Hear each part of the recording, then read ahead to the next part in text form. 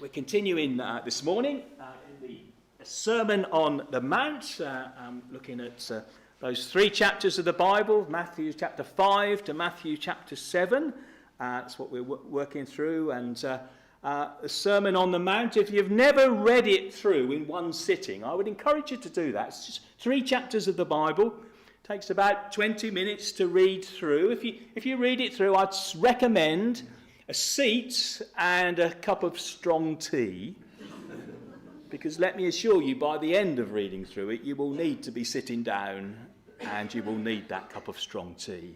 Okay, that's what we're going to be looking at this morning, and we continue in this series. Our reading this morning is Matthew chapter 5, verses 27 to 37.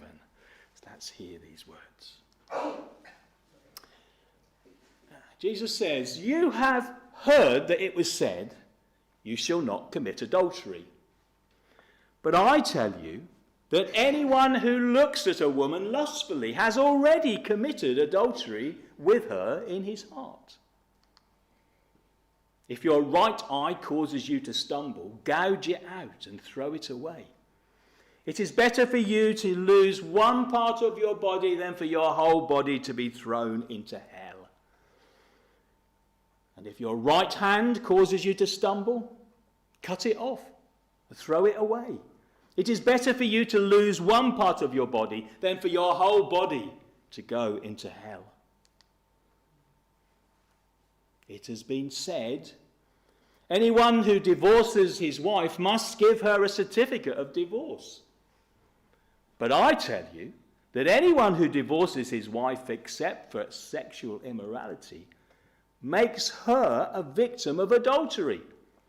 And anyone who marries a divorced woman commits adultery.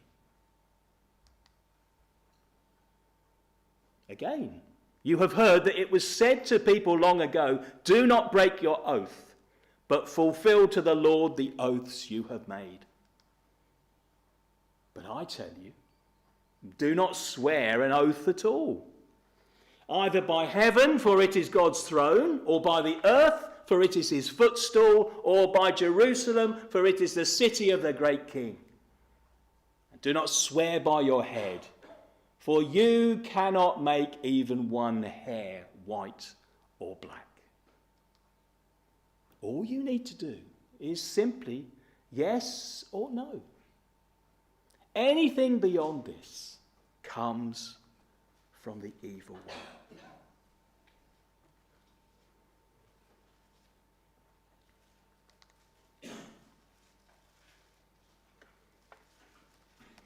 Picture this, if you will. A man is standing in front of a judge. He's calm, he's composed, he's even a little bit smug. The charges against him: adultery, dishonesty, breaking his marriage vows.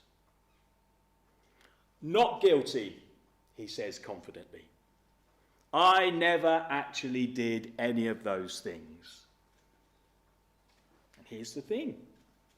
Legally, he's right.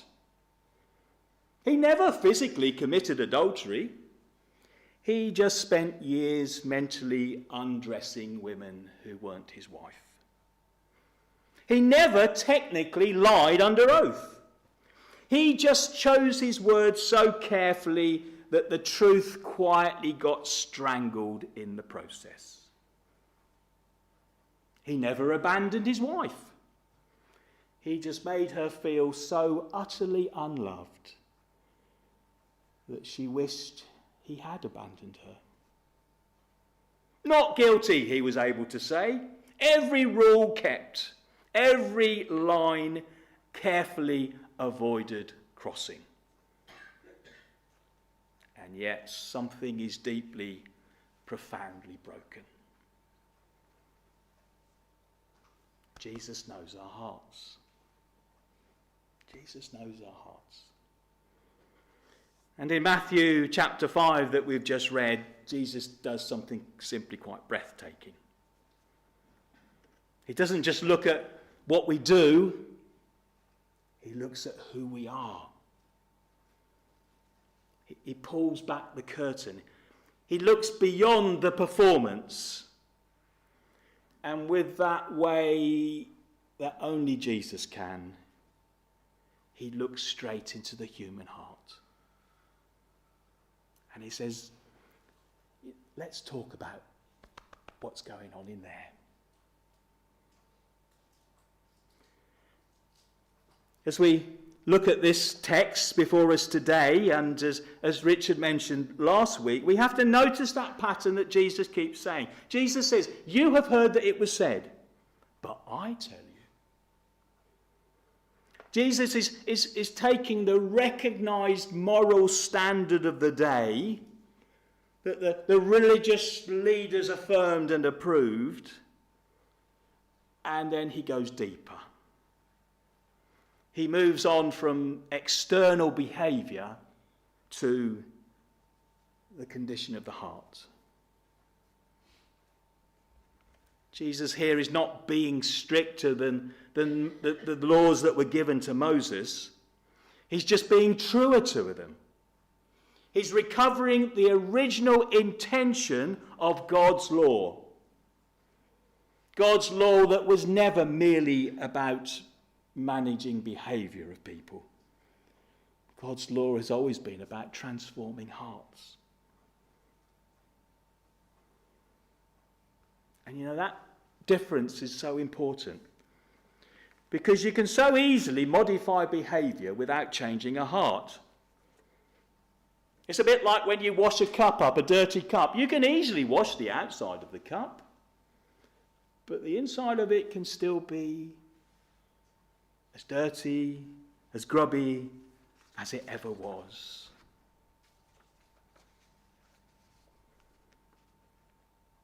You know, the Pharisees were remarkably good at that, and I guess if we're honest, so are we. We're good at managing our appearances. We know what to say in public. We know how to look respectable on a Sunday morning, and I've got to say, you all look respectable this morning. We've learned which behaviours to keep visible and which ones to keep private. We are, most of us, reasonably accomplished at appearing to be better than we actually are. But you know, here's the thing about Jesus. He's not impressed by the performance. Jesus invented the heart. He made the inner life. And he can see every single part of it. And in these verses, these 10 verses that we've read today, Jesus addresses areas where we're particularly good at fooling ourselves and everyone else. Those areas of lust and relationships and dishonesty. Jesus isn't trying to embarrass us with these words. Jesus isn't standing over us with a tick list, tutting and condemning.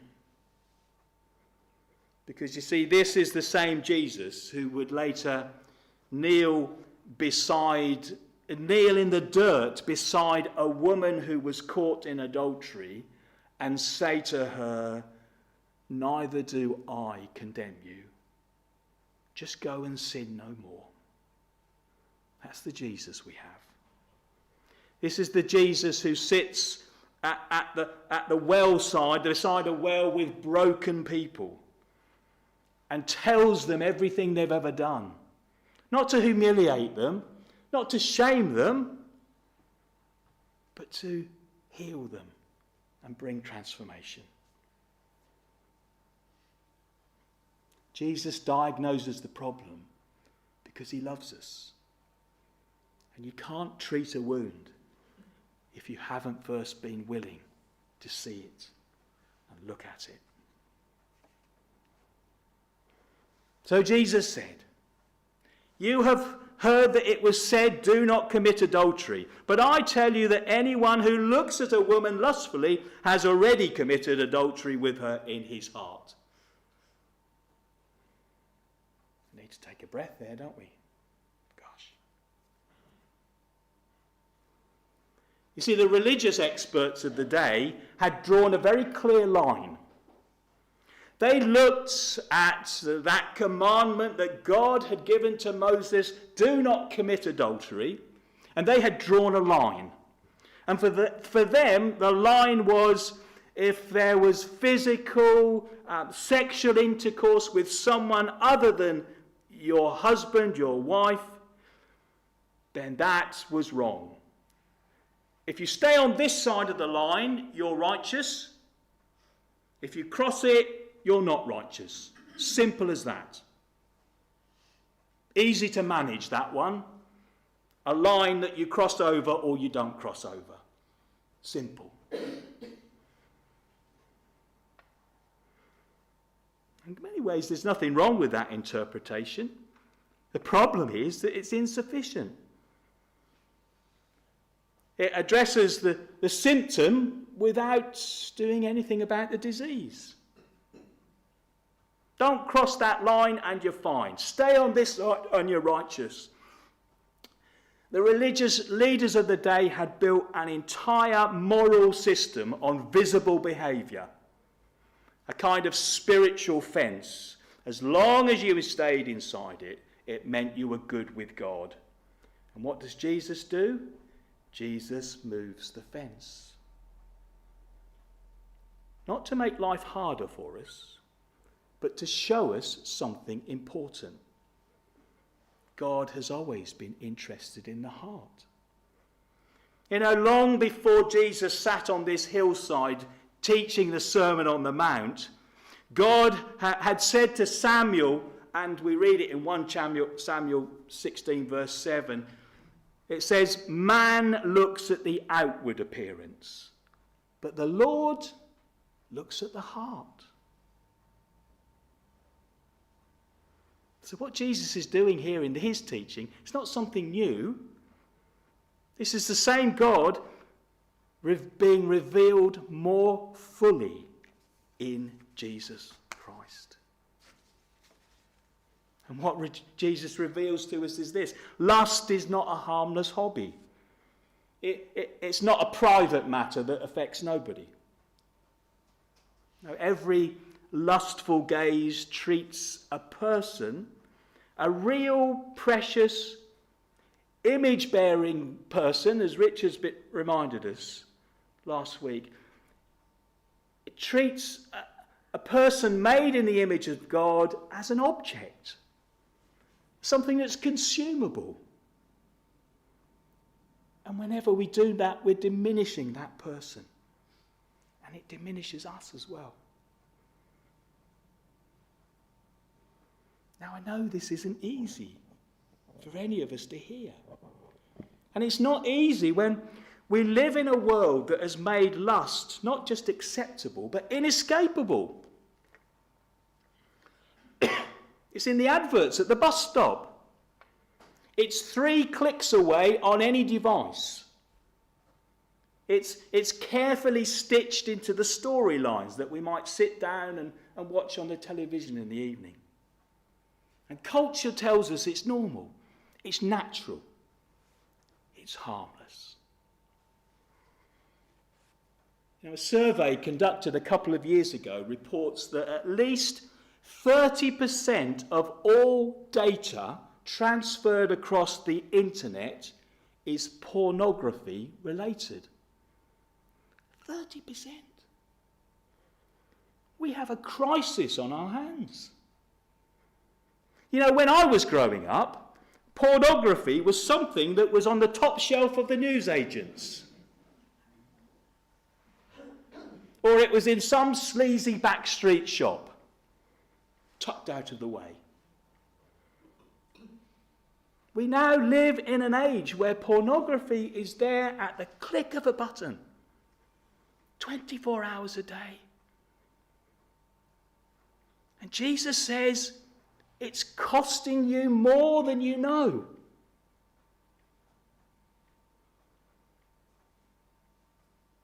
It's like, if you can imagine, it's like a beautiful, clear river that's running. Clean water, clean banks, children playing on the shores. Imagine then someone upstream is quietly, daily pouring in a little pollution.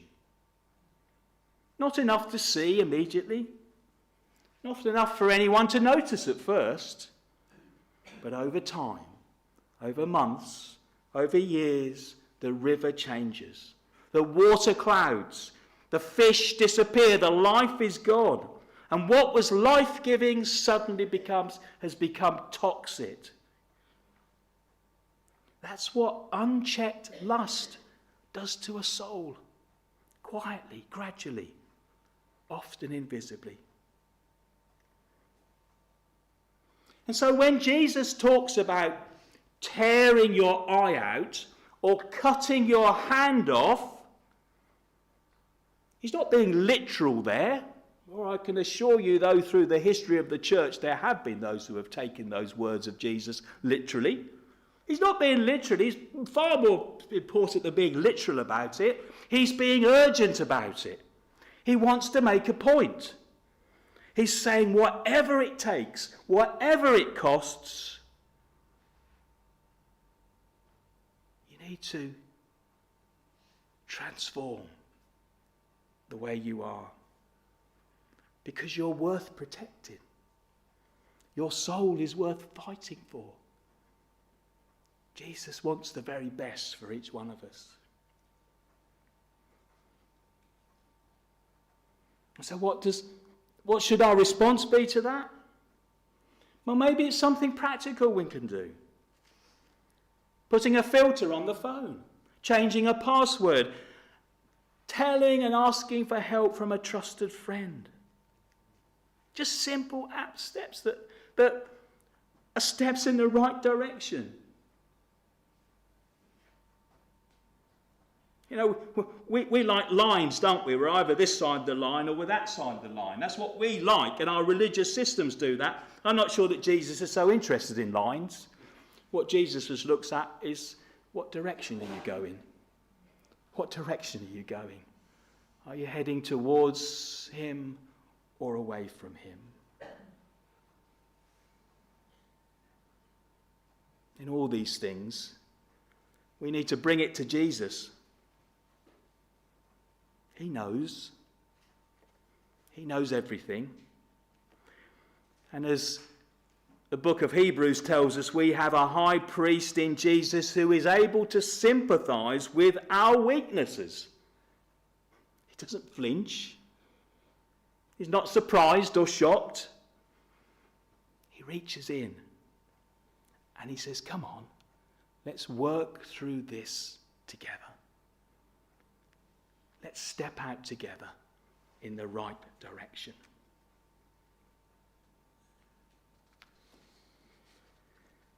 And then we heard, didn't we, how Jesus turns to the question of divorce.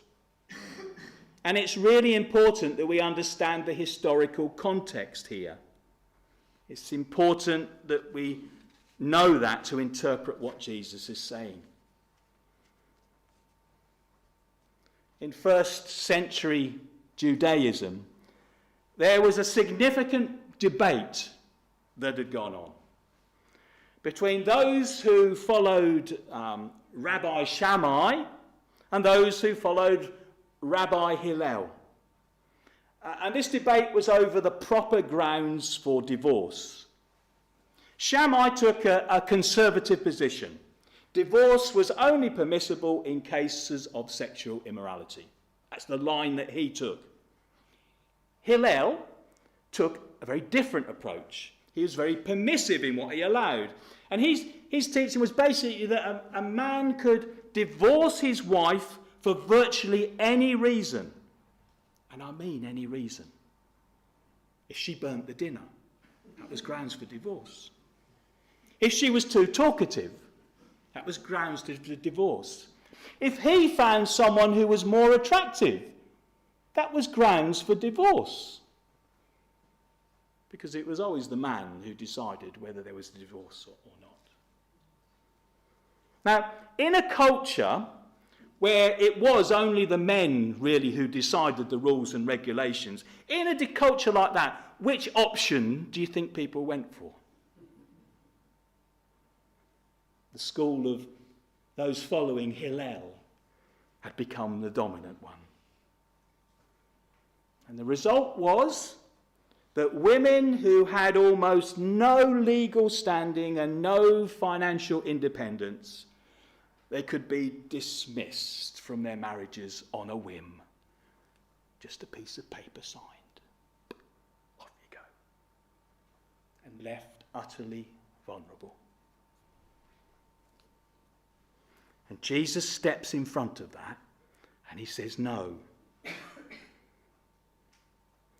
Jesus here isn't delivering some kind of exhaustive theological treatise on every possible circumstance in which divorce might occur. He's not doing that. And I've sat with enough couples and individuals who have gone through the trauma and the pain of divorce to understand that every single story and situation is unique.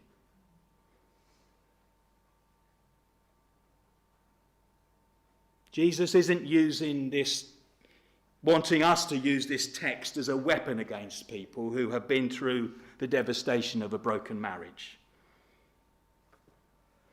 And you know, if you're here this morning carrying that weight or that pain of that brokenness,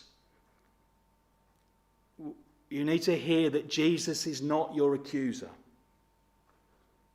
Jesus is your advocate and the one who stands with you and wants the best for you.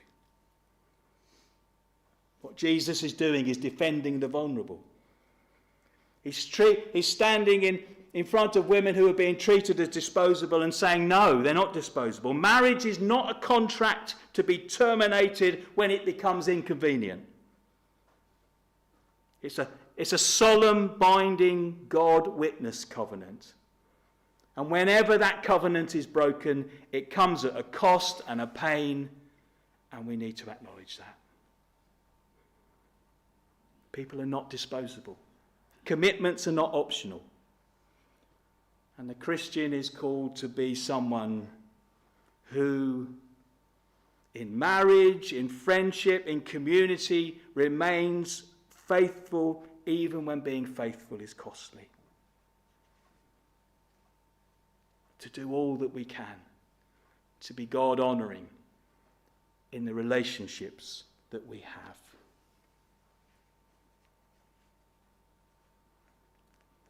There was a couple being interviewed recently on the radio. 65 years they'd been married. And someone said to them, what's your secret to staying married so long? And they said, well, it's simple. Every day we just decided to keep on being married.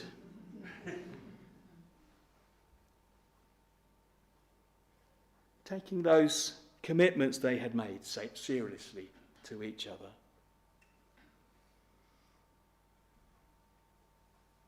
A reflection of that commitment that God has made to us. Finally, we heard Jesus talking about oaths, promises. And again, it's important to understand the context. Because the religious leaders of the day had developed an elaborate system of making oaths. You could make your promise based on different things. You could promise by heaven, by earth. You could promise by Jerusalem. You could promise by your own head. And this is how they played the game. Some of those oaths were binding and others were not. And you just had to know the right words to say in the right order to make it a real, proper promise.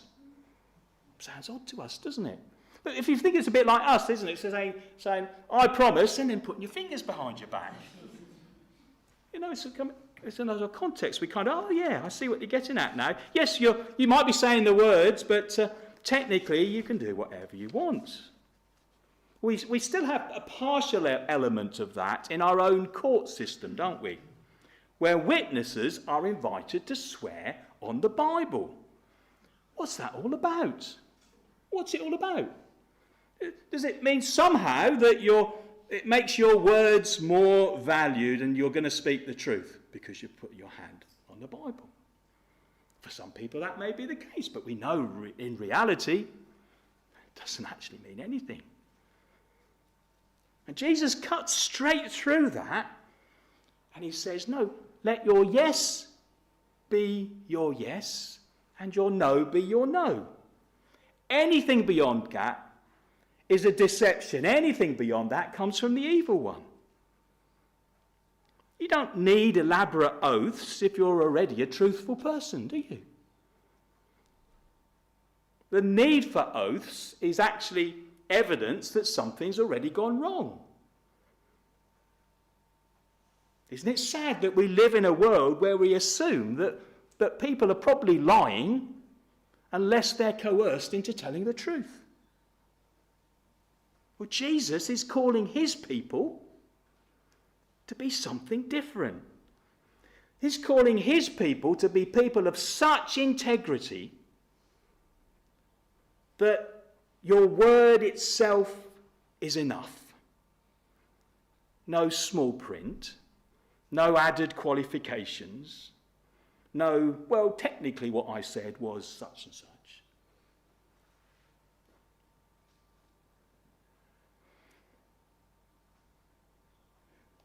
I was at an event once where a businessman, a very prominent businessman, had done very well. He was being interviewed on by the panel that were there. And this chap was a Christian, a follower of Jesus. And he was talking about a time when he was offered a deal that would have made him very, very wealthy very quickly. But accepting that deal would have involved him being misleading in the marketing campaign that they ran. It would have involved him not telling the truth. Not openly, but just a slight twist of the truth. And he was told, well, everyone else is doing it, but you'll make lots of money if you tell them this. After thinking about it, he said his decision was no. And he lost the contract. But in the interview, he said, well, it was actually one of the best decisions that I ever made. Because I still know who I am. I still know who I am. And who God calls me to be. That's what Jesus wants for us. To be people who know who we are. People whose inner life and outer life match, and are as one, that we might be seen as the light that shines into the world around us.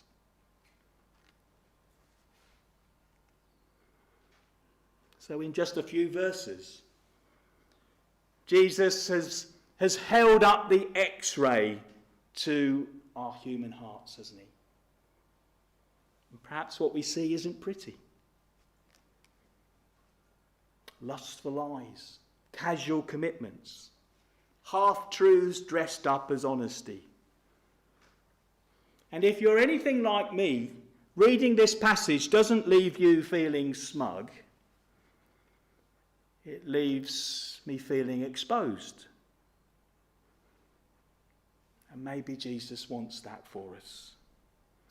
Because until we see the depth of our need, we can't fully appreciate the height of his grace. You know, the Sermon on the Mount is not a ladder that we need to climb to reach God. No, it's a mirror that shows us how desperately we need God to be at work in us. And the wonderful thing is that he has in Jesus come to us. Jesus, who lived the pure and perfect life. Jesus with the pure heart. Jesus with the faithful love. Jesus with the perfect integrity that none of us can manage. Jesus who bore the consequences of all of our wandering hearts and our broken promises on the cross. Jesus, who now through his Spirit begins to do in us what we can't do in our own strength. This is the transformation that is offered to us. Not self-improvement, but transformation.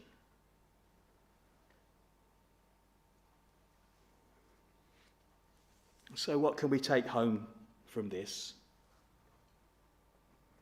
Perhaps we need to examine our hearts honestly.